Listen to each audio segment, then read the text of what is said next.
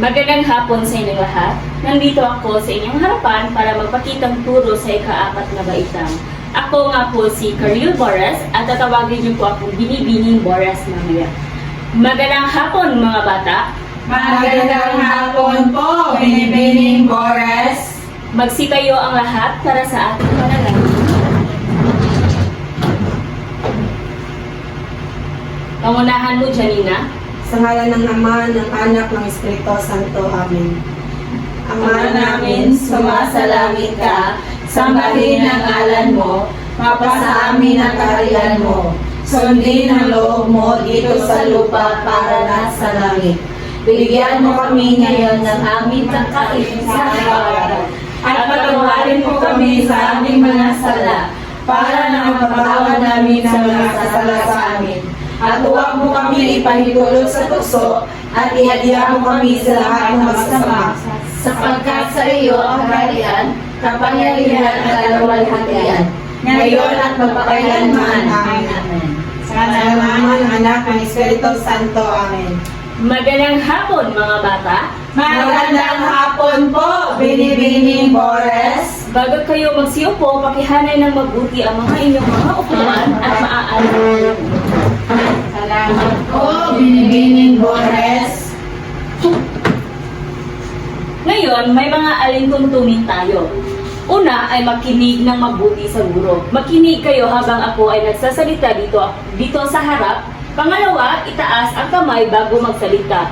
Itaas ang kamay kapag sumagot at may mga katanungan. At pangatlo, igalang ang bawat isa. Hindi lang guro ang igagalang ninyo, pati na rin ang mga kaklase at nasa labas. Pang-apat, makipag-ugnayan sa guro. Naintindihan ba mga bata? Opo!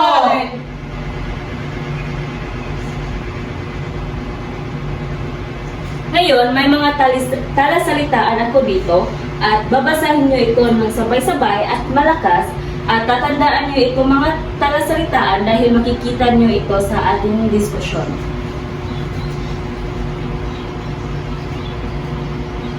Malawak!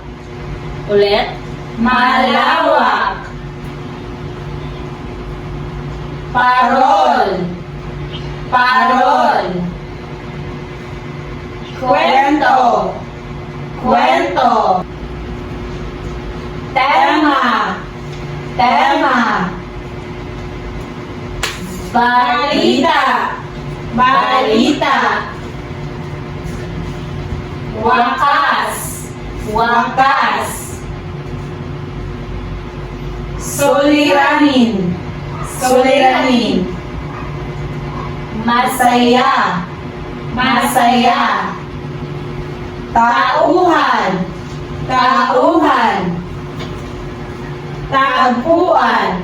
Tagpuan! Tatandaan nyo ito dahil nasa diskusyon natin ito mamaya. Naintindihan ba? Opo!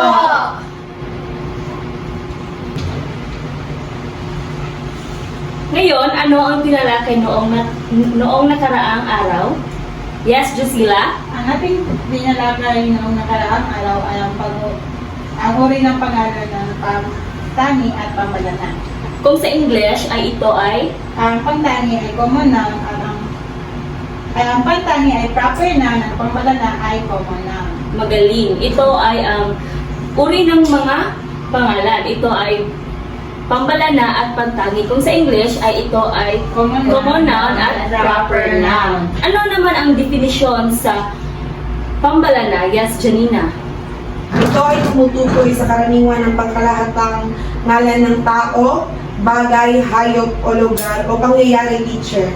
At ito ay nagsisimula Ito sa ay nagsisimula po sa maliit na titik. magaling. At ano naman ang halimbawa ng pambalana? Teacher po, ito ay nagsisimula po sa maliit na titik.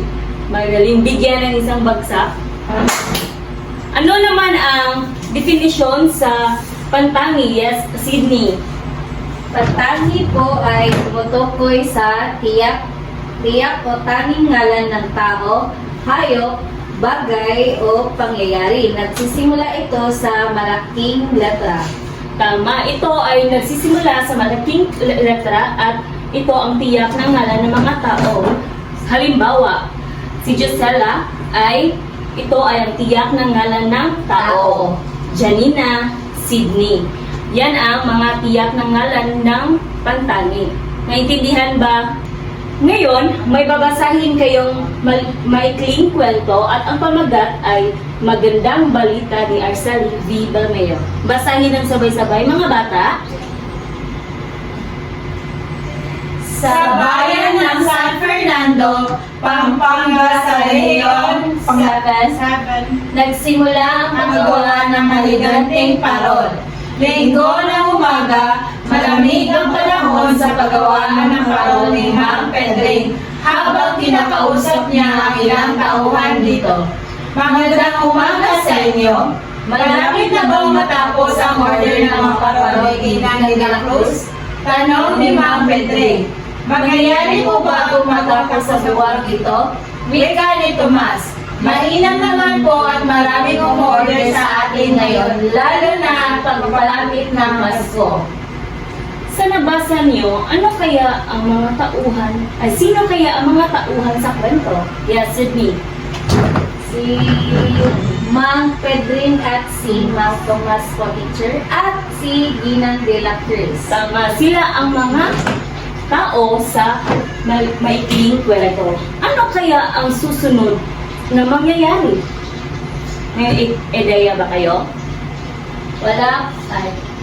Yes, Janina?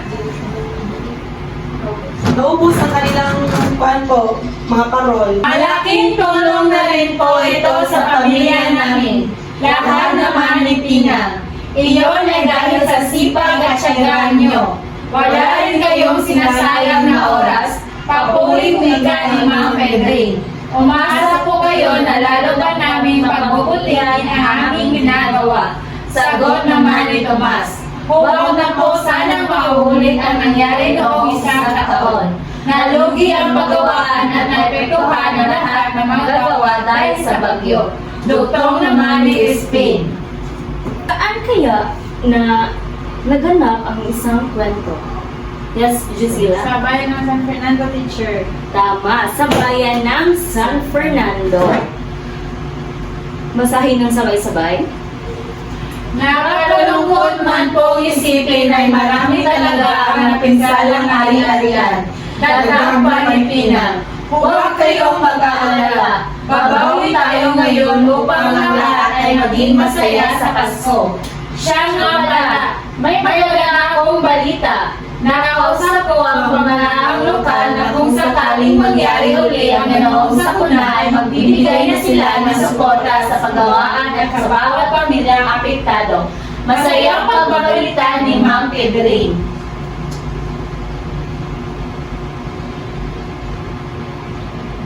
Naku! Maraming salamat po sa magandang balita. Sabay-sabay na sagot ng mga gawa. Kami po ay babalik na sa trabaho. Maraming salamat po ulit sa magandang balita. Sabi muli ni Crispin. Maraming salamat po, Panginoon, at dinigin mo ang aming kahilingan. Nais sa loob ni Mang Pedring habang papalabas ng paggawaan.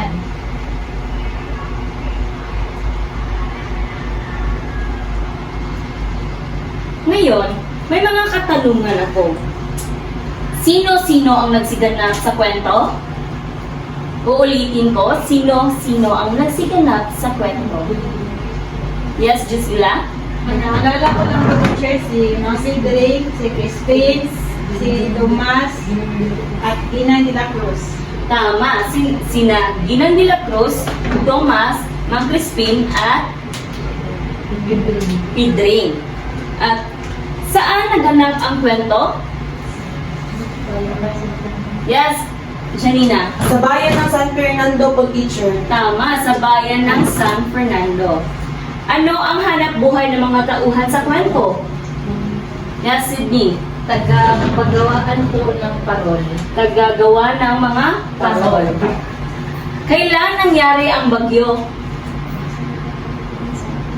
Yes, Gisela. Nung nakaraang taon, teacher. Noong noong nakaraang taon. Bakit masaya ang mga tauhan sa kwento? Yes, Janina. Dahil naubos po ang kanilang binentang parol po. Tama, dahil naubos ang kanilang mga binibentang parol. Paano nakatulong ang magandang balita sa pangyayari? Uulitin ko, paano nakatulong ang magandang balita sa manggagawa? Yes, sila. Nakatulong ito dahil sa maraming nag-order na paggawa ng parol at naubos ito, kaya nakatulong ito kang manggagawa. Tama. Dahil maraming umorder sa kanila ng parol at nakatanggap sila ng magandang balita. Ngayon, base sa binasa niyong kwento, ano kaya ang pinakitang magandang katangian ng mga tauhan? Yes, Janina. Pinapakita dito kung paano sila nagtulungan po. At bakit mahalaga sa ating mga tao maging tulungan at matyaga sa buhay? Para po masenso tayo. Para po umaasenso tayo. Ano kaya ang tatalakayin natin ngayon? Yes, Josila. Para sa aking teacher, may kwento. Pwede? Nice try. Yes, Sydney. Sa tingin ko po, mga elemento. Pwede. Nice try. Ako po, teacher. Yes, Janina. Ang tatalakayin natin ngayong araw base sa ating binasa ay ang mga elemento ng maikling kwento. Tignan natin kung tama ba si Janina. Bago natin pupuntahan ang ating diskusyon, babasahin muna natin ang ating mga layunin. Basahin ng sabay-sabay mga bata. Sa pamamagitan ng Canva presentation, ang mga mag-aaral sa ika-4 na baitang ay inaasahan na makuha ng 75 bagdang katumpakan. Natutukoy sa mga elemento ng maikling kwento. Napapahalagahan ng mga mag-aaral na nakuha sa maikling kwento sa pamamagitan ng pagsalita at nakapag-ugnayan ng mga elemento ng maikling kwento. Ano nga ulit ang tatalakayin natin ngayon? Janina? Ang mga elemento ng maikling kwento po. Tatalakayin ay ang Mga elemento ng maikling kwento. kung sa English, ito ay short story. Base sa nabasa niyo kanina, ano kaya ang mga nilalaman ng mga elemento ng maikling kwento? Yes, Jusila? Para sa aking teacher, tauhan. Dahil sila yung hindi naman nawawala ang tauhan sa kwento. Kaya sila gumaganap. Tignan natin kung tama ba. Tama, ito ay tauhan. Ang mga tauhan ay Sila yung gumaganap sa kwento. Kung sa English, ito ay mga Characters. Babasahin ang definasyon. Ito ay tumutukoy sa nagsisiganap sa maikling kwento. Di ba hindi lang sa maikling kwento may nagsisiganap, pati na rin sa mga pelikula na Opo. pinanood ninyo. Opo. At may dalawang uri ito. Ang bida ay ang protagonist. Ang kontrabida naman ay ang antagonist. May mga bida ba o kontrabida na pinanood ninyo? O sa maikling kwento na Opo, binabasa teacher. ninyo? Ano? Palagi po kami nanood ng probinsyano. At bida po doon kay si Tanggol. Tama, si Tanggol ang bida. At marami mga kontrabida, di ba? Yes, opo. Ano, sa susunod, ano kaya ang elemento na ating tatalakayin? Yes, Sydney? Sa tingin ko po, ang susunod nating tatalakayin ay baghay. Pwede? Yes, Jusila? Lugar. Pwede rin? Teacher, Yes, Janina? tagpuan po. Tignan natin kung tama ba si Janina. Magaling! Tagpuan. Sa palagay ninyo, ano kaya ang tagpuan? Yes, Jusila? Ang tagpuan teacher ay lugar na kung saan sila ay Ang tagpuan kung saan sila sisiganap. Basahin ang definasyon. Ito ay tumutukoy kung anong panahon, oras, at maikling kwento. Ang tagpuan sa English ay ito ay Sa things po. settings. Magaling, Janina. Bigyan ng 2 bagsak. Ang tagpuan ay dito sila nagsisiganap o nagganap sa kwento o sa mga pelikula na pinanood ninyo. Ano naman kaya ang susunod na elemento na ating tatalakayin? I think po, teacher, ito ay wakas. Stand up. I think po, teacher, ito ay wakas. Pwede.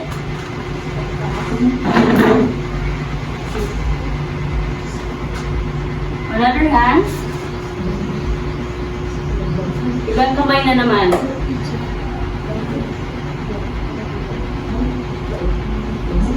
Yes, Jusila. Banghay. Bigyan Janina. Banghay. Tignan natin kung tama ba si Jusila. Tama. Ito ay banghay. Sa palagay ninyo, ano kaya ang banghay? Wala po kami idea, teacher. Wala kayo mga ideya. Wala po. Ang banghay, ito ay ang pagkasunod-sunod na pangyayari. Babasahin ninyo ang definasyon. Ito ay tumutukoy sa pagkakasunod-sunod na mga pangyayari sa maikling kwento. Di ba hindi lang sa kwento o sa pelikula may mga pagkasunod-sunod na pangyayari sa buhay. Tama ba mga bata? Oo. Ano nga ulit ang mga tauhan? Sila yung gumaganap, teacher. Sila ang mga Gumaganap sa kwento. ang tagpuan naman. Kung saan naganap ang kwento. Kwento. Ang banghay, Ito ay sunod-sunod na pangyayari sa kwento.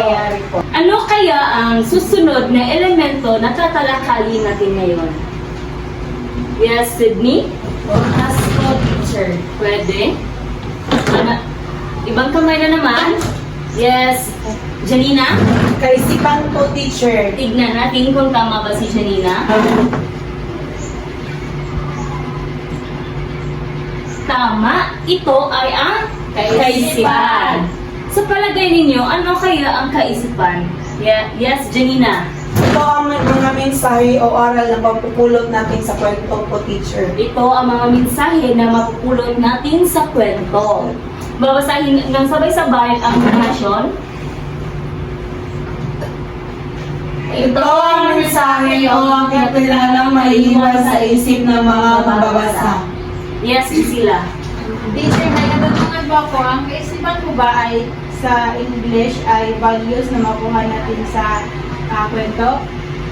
Oo, tama. Babalikan natin ang binasa nyo kanina. Diba may mga kaisipan na maiiwan sa isip ng mga mambabasa? Diba nabasa nyo kanina? Opo. Ano ang nabasa nyo na maiiwan sa mga mambabasa? Yes, Janina. Ang pagtutulungan po at ang pagiging matiyaga. Ang pagtutulungan at ang magiging matiyaga. Tama. Ano naman kaya ang susunod na elemento na ating tatalakayin? Yes, Sydney. Wakas po, teacher. Wakas. Tignan natin kung tama ba si Sydney. Tama. Ito ay ang wakas. Sa palagay ninyo, ano kaya ang wakas? Yes, Janina? Ito ang katapusan po ng kwento. Tignan natin. Babasahin ng sabay-sabay.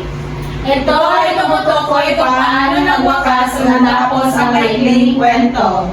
Tama si Janina. Ito ay tumutukoy kung paano nagwakas o natapos ang maikling kwento o mga pelikula na pinanood ninyo. May mga pagwawakas ba ang nabasa ninyo o nakikita ninyo sa pelikula? Opo, teacher. Yes, Jusila? Pero sa probinsyano, teacher, walang katapusan ng teleserye nila. Bakit kaya walang katapusan ang teleserye nila? Dahil siguro si Tangkol gusto pa niya mag-acting.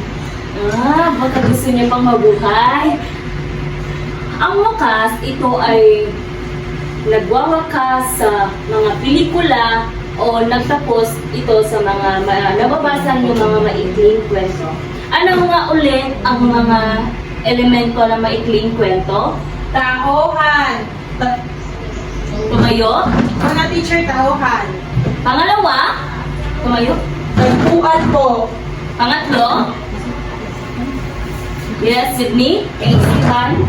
At ang pang-apat, Panghay teacher. at ang panglima ay ang Wakas po, teacher. yan ang mga elemento ng maikling kwento. Tatandaan niyo yan at dahil nasa ating aktibidad yan. At ano naman kaya ang mga na pupulot ninyo sa ating diskusyon ngayon? Ano kaya mga napupulot niyong aral? Yes. Para sa akin, teacher, ang natutunan ko ay dapat nating malaman kung ano ang mga elemento sa maikling kwento. Dahil kung merong isang wala sa kwento ng elemento, ay hindi tayo makapagbubuo ng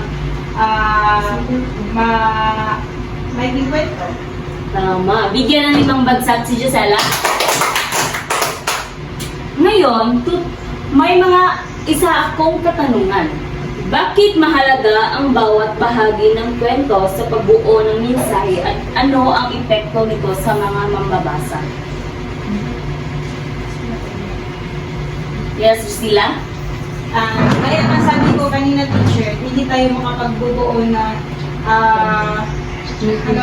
beautiful, magandang kwento kung merong isang hindi na napasok sa maikling kwento.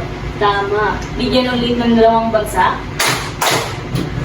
Ngayon, meron tayong gagawin na aktibidad. Basahin ang panuto, sabay-sabay. Basahin ang maikling kwento ang iugnayang sagot sa hanay B sa mga salitang nasa hanay A.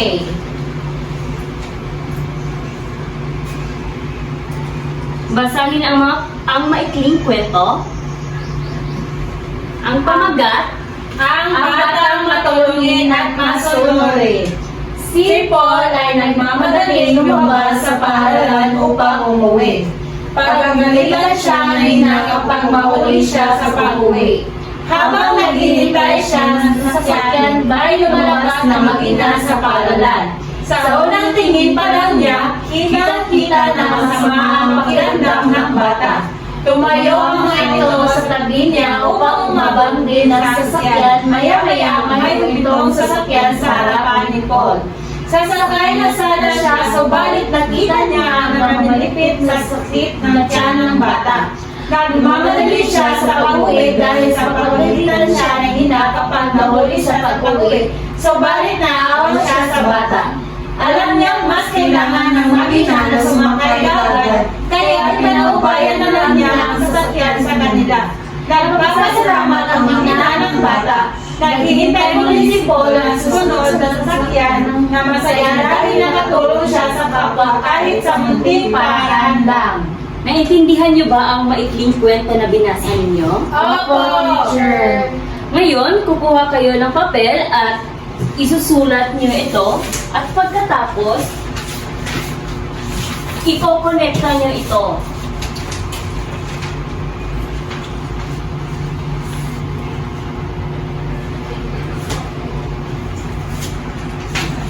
Bibigyan ko lang kayo ng 5 minuto sa pagsasagot ng aktibidad.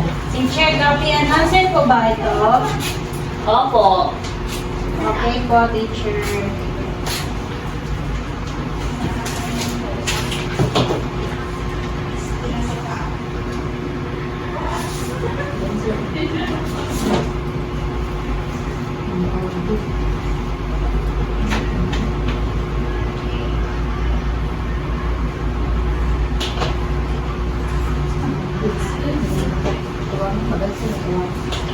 Tapos na ba kayo? Opo, teacher. Ngayon, pupunta kayo sa harap at i-connecta ninyo ang hanay A sa hanay B. Naiintindihan ba mga bata? Opo. Saan i-connecta? Sa hanay A. Ito, hanay B. Sino ang unang sasagot? Yes, Jusila.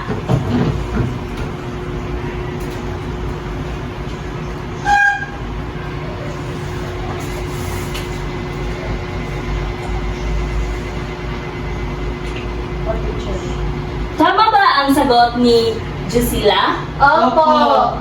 Ang tauhan ay ang Si Paul at Marina. bigyan ng isang bagsak. Sa pangalawa, yes, Sydney.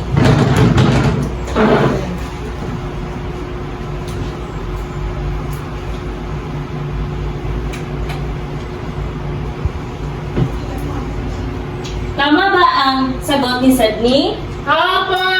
Ang tagpuan ay ang Paaralan. Sino naman ang sasagot sa pangatlo? Yes, Janina.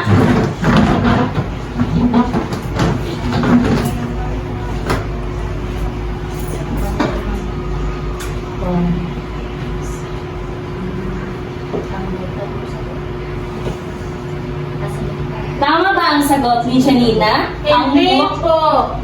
bakit kaya? Tama man, masaya. Hindi! Kayo! Masayang nakatulong si Paul sa kanilang kapwa. Tama! Ikaw ang mali. Tama ang sagot ni Janina. Ang wakas sa kwento ay ang masaya dahil nakatulong si Paul sa kanyang kapwa. Bigyan ng isang bagsak si Janina. Sino naman ang sasagot sa pang-apat? Yes, Sydney. Ano kaya ang kaisipan dito? Ang kaisipan ko dito, teacher, ay pagiging matulungin sa kapwa at masunurin sa magulang. Ang pagiging matulungin sa kapwa at masunurin sa magulang. Opo. Ito ang kaisipan na maiiwan sa Kwento. tama ba? Opo. Magaling. At sa panghuli, sino ang sasagot? Yes, Janina?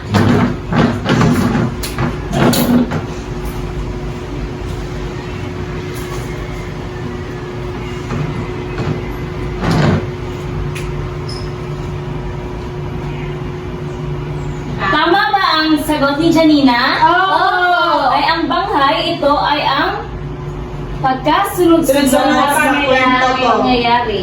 Ito ang pagkasunod-sunod na pangyayari sa kwento. Tama. Bigyan ng 5 bagsak ang inyong mga sarili. Babalikan natin. Ang tauhan sa kwento na nabasa niyo ay si Paul at ang Marina. Ano naman ang tagpuan sa kwento? Paaralan. Paaralan. Base sa nabasa ninyo, ang tagpuan sa maikling kwento ay ang paaralan. At ang wakas naman ay ang masaya na katulong si Paul sa kanyang kapwa. Yan ang wakas na nabasa ninyo sa maikling kwento. At sa pang-apat ay ang kaisipan. Ang kaisipan ito ay maiiwan sa isip ng mga mambabasa. Tama. Ang banghay, ito ay ang Pagkasunod na pangyayari. Ito ay ang pagkasunod-sunod na pangyayari sa kwento. Dahil naintindihan nyo ng maigi ang ating tinalakay ngayon, may pangalawa tayong aktibidad at ngayon may ibibigay ako sa inyo ng answer sheet at sasagutan nyo ito sa 5 minuto. At pagkatapos ay Teacher, can I go to the floor? yes. At pagkatapos, punta kayo sa harap at sasagutan nyo ito at ipaliwanag.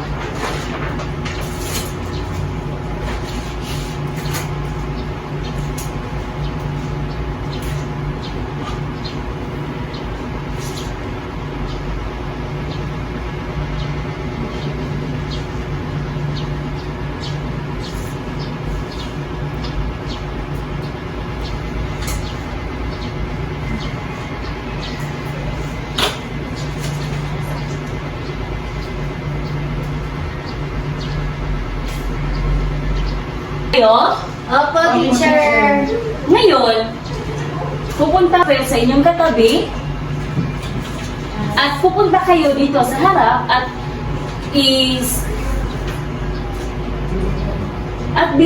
bilugan ninyo kung ano ang tamang sagot at ipaliwanag.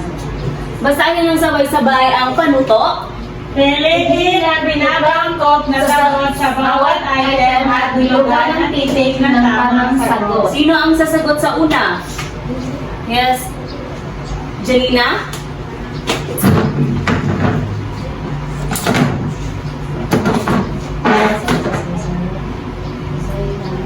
Basahin ang una. Kung ang kwento ay nagtatapos sa isang masayang tagpo kung saan ang tauhan ay matagumpay na nalutas ang suliranin, anong elemento ang tinutukoy dito? Ang sagot ko po dito ay B, kung saan ito ay wakas.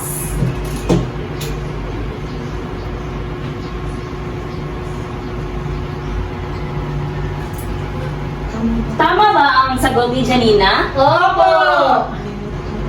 Bigyan ng 3 palakpak. At maaari ka nang umupo. Sino ang sasagot sa pangalawa? Yes, Sydney?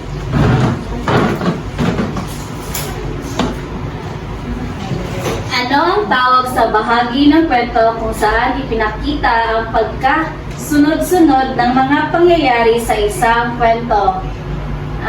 Di po, teacher, banghay. I know. Tama ba ang sagot ni Sydney? Opo!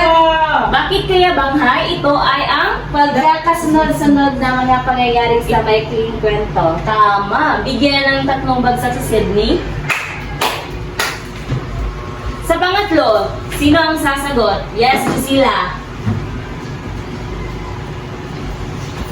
Sa isang kwento, isang batang babae ang naghahanap ng kanyang nawawalang aso sa buong barangay. Ano ang tawag sa batang babae sa kwento? Si Teacher Tauhan. Bakit tauhan? Dahil siya ang gumaganap sa kwento.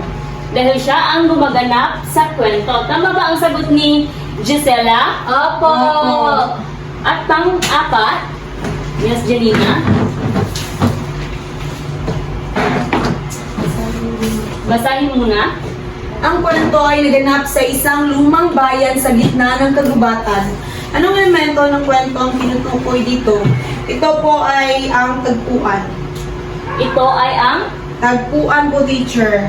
Na kung, bakit kaya tagpuan?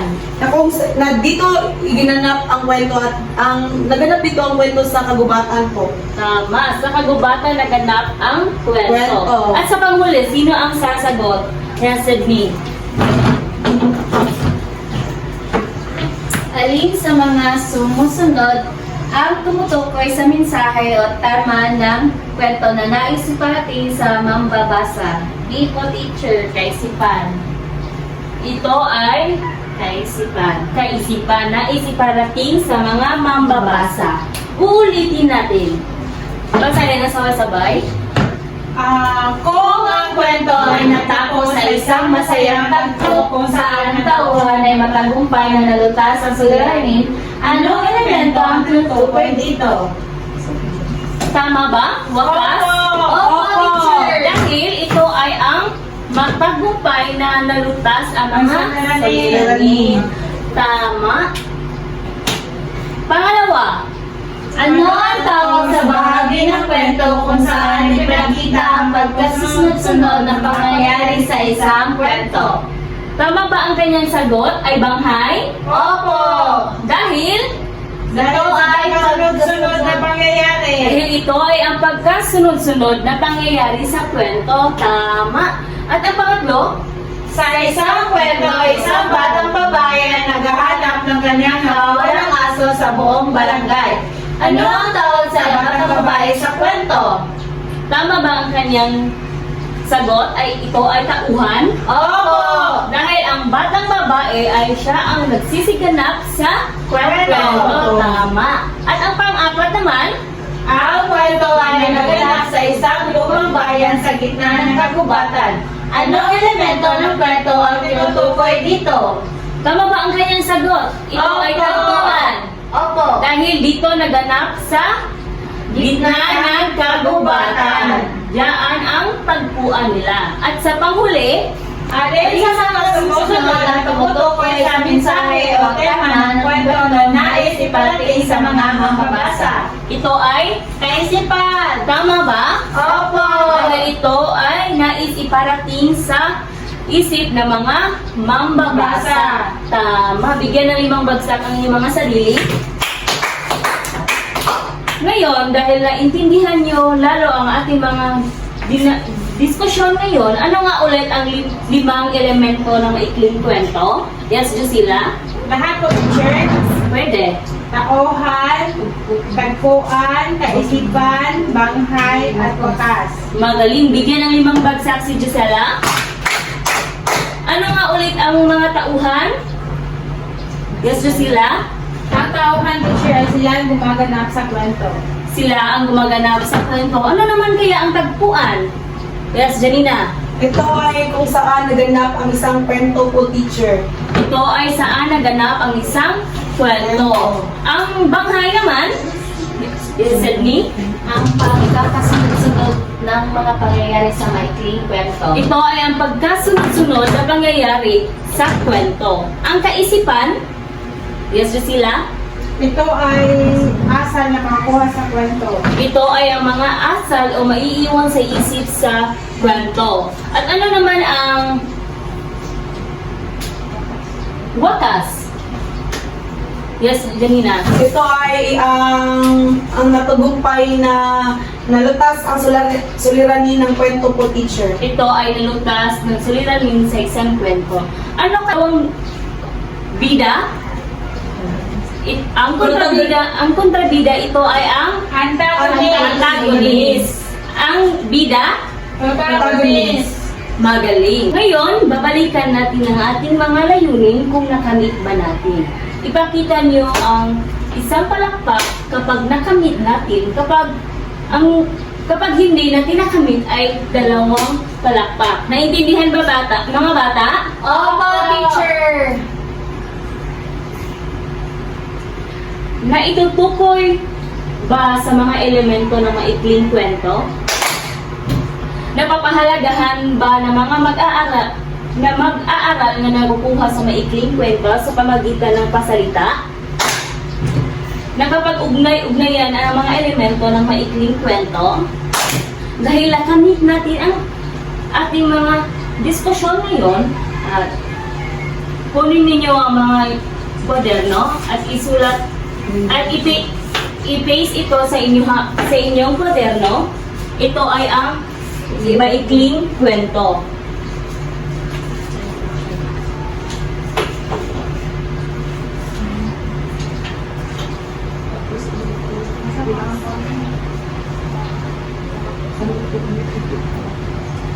Basahin ang panuto sa takdang aralin. Hinihin ang pinakaakop na sagot sa bawat item at binugan ng titik sa tamang sagot. Naintindihan ba? Opo! Isulat ninyo ang takdang aralin at ang maikling kwento ay ipasta ninyo sa inyong kwaderno. Tapos na ba kayo? Opo! Magsitayo ang lahat para sa ating panalangin.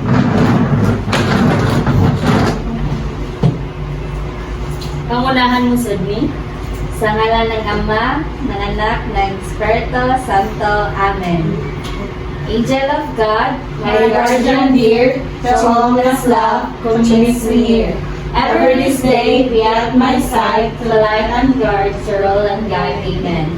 In the Father, of the Son, of the Holy Spirit. Amen. Alam at maraming salamat po mga bata. Maraming salamat po, Binibining Mora